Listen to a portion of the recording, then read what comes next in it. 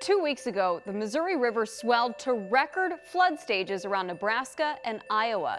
To this date, major flooding is still occurring, and it's one of the worst floods the region has ever experienced. It was also months in the making. I'm explaining what happened in this week's Heather's Weather Wise.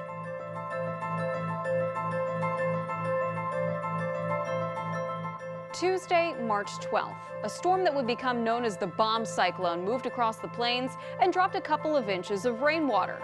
Just 4 days later, the Missouri River near Plattsmouth, Nebraska, crested at 40.62 feet, its highest level on record. Flooding on other points of the river and many of its tributaries affected almost 60,000 square miles of Nebraska, including 95% of the state's population. Parts of Iowa, Wisconsin, and South Dakota are experiencing similar flooding. So how did things get so bad for such a big region? Well, it wasn't just one storm. It was many of them over several months. September brought 4 to 6 times the normal rainfall to parts of Iowa and southern Wisconsin. Then in October, parts of Kansas, Nebraska, and Missouri received 4 to 6 times their normal amount of rainfall. When the cold season started, all of that water was still lurking just below the surface, and it froze along with the rest of the ground.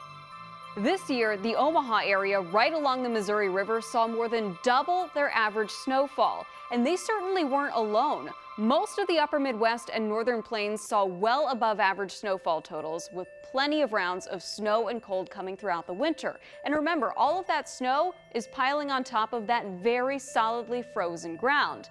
Now that we're getting into the warm season, that snow is melting in a hurry. One big concern for this region: it's very flat. So as that snow starts to melt, that water spreads out very quickly, almost like knocking water over at the dinner table. The region where all of that rainfall runoff and snowmelt was able to spread out is known as a water resource region. In the case of the Missouri River, it's huge. It actually taps into snowmelt from the Rockies. All of that runoff and snowmelt eventually ends up in the Missouri River itself and often results in some springtime flooding, but usually nothing like what's been experienced this year. The United States is made up of 21 different water resource regions, all of them based on geography and runoff and snowmelt's ability to flow into a certain body of water. Each region is appropriately named based on that body of water, like the Missouri or the Mississippi. Our region, also appropriately named the Great Lakes region. Water from the highlighted area eventually drains into one of the lakes, which then eventually drain into the St. Lawrence River, then the Gulf of St. Lawrence, and finally the Atlantic Ocean.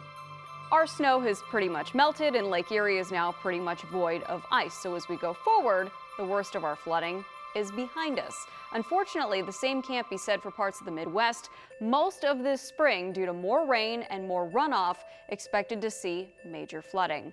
That's going to do it for this week's edition of Heather's Weather Wise. I'll see you next week with a new topic, but until then, remember, it's good to be a geek.